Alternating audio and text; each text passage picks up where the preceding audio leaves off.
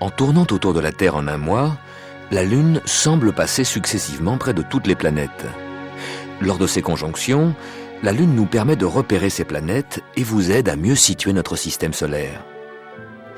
Parfois, la Lune toute proche de la Terre nous permet de retrouver Saturne à l'autre bout du système solaire. En 2 semaines, la Lune fait la moitié de son périple autour de la Terre pour venir s'aligner avec Mars. Les soirs de conjonction, vous pouvez voir Mars un peu plus jaune que les étoiles, juste à côté de la Lune. Mais attention, cet apparent voisinage de la Lune, de la planète Mars et des étoiles est trompeur. La Lune est toute proche, le clair de Lune nous arrive en 1 seconde. La lumière que Mars nous reflète met 8 minutes pour arriver sur Terre. L'étoile qui est juste à droite de Mars est tellement éloignée que sa lumière est partie de là-bas il y a plus de 300 ans, au temps de Louis XIV. Les étoiles sont très lointaines, inaccessibles. Les planètes, elles, sont proches. Et nous sommes la première génération à avoir le système solaire à notre portée.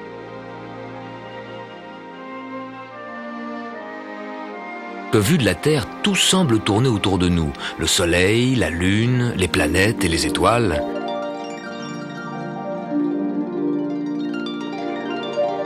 Ceci explique la perception de l'univers qu'avaient les hommes dans l'Antiquité. Ils plaçaient la Terre au centre de l'univers, sous la voûte céleste, et le Soleil, la Lune, les planètes et les étoiles fixés à cette voûte céleste en mouvement. Avec les planètes, cette théorie posait des problèmes. De temps en temps, elle revenait en arrière, elle décrivait comme Mars des boucles bizarres, et ça, on avait du mal à l'expliquer. Au Moyen-Âge, on mettait encore la Terre au centre de l'univers. Mais Nicolas Copernic eut une vision géniale. Ce n'était pas une Terre immobile qui était au centre de l'univers, mais c'était le Soleil.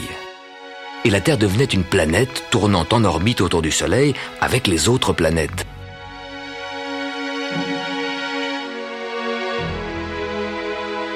Cette découverte changea la perception de l'univers. La Terre y trouvait sa véritable place. Si aujourd'hui, nous voyageons ensemble sur le vaisseau Terre en découvrant les mécanismes du système solaire, ayez une pensée pour Copernic, c'est un peu grâce à lui. Pourquoi elle tourne la Terre ? Chaque masse qui prend un coup, une impulsion quelconque, un impact qui ne vise pas son centre, va se mettre à tourner. C'est ce qui ne cesse d'arriver à la matière depuis le Big Bang, l'explosion d'origine, il y a des milliards d'années. Donc, tout tourne. En tout petit, les électrons tournent autour du noyau de l'atome. En grand, les galaxies tournent. Les nébuleuses composées de gaz et de poussière tournent, se contractent, avec une grande masse au centre, le Soleil.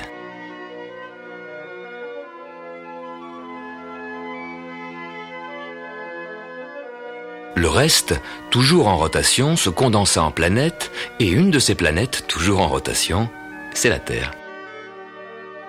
La rotation de la Terre, nous pouvons la voir.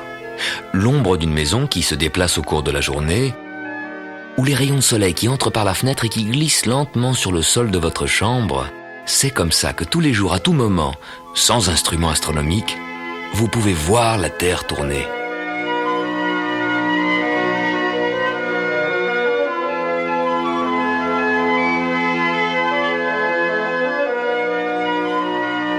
Cette rotation de la Terre peut être rapide ou lente, selon où nous sommes.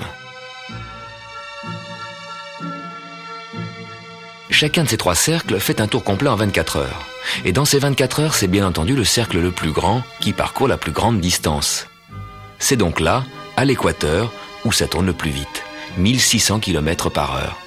C'est là, à Kourou, en Guyane, et dans le sud des États-Unis, à Cap Canaveral, qu'on lance les fusées dans l'espace. Pour échapper à l'attraction de la Terre, il faut des vitesses très grandes. Alors les 1600 km/h que la Terre ajoute à la vitesse des fusées, c'est déjà autant de gagné. À quelques kilomètres du pôle Nord, tout près de son axe de rotation, La Terre ne tourne qu'à 3 km/h. On pourrait marcher aussi vite que la Terre tourne. Et ici, entre l'Écosse et le Canada, la Terre tourne environ à 900 km/h. C'est la vitesse des avions que vous prenez pour aller d'Europe en Amérique. Un extraterrestre qui nous regarde de loin pourrait voir votre avion qui décolle à Paris, puis l'avion reste presque immobile, alors qu'en dessous la Terre tourne, puis quand New York vient se glisser sous l'avion, on atterrit. Vous arrivez en heure locale presque en même temps que vous êtes parti.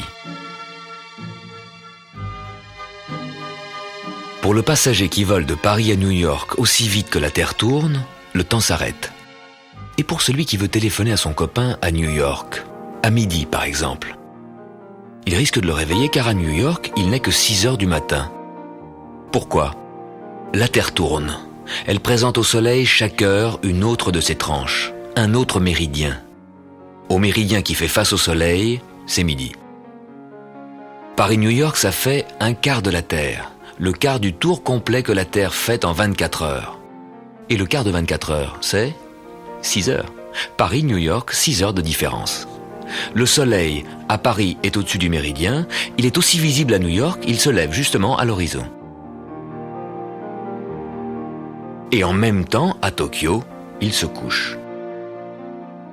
Dans 6 heures, quand la Terre aura tourné d'un quart de tour et présentera au Soleil le méridien de New York, il sera midi à New York, et à Paris, il sera 6 heures du soir.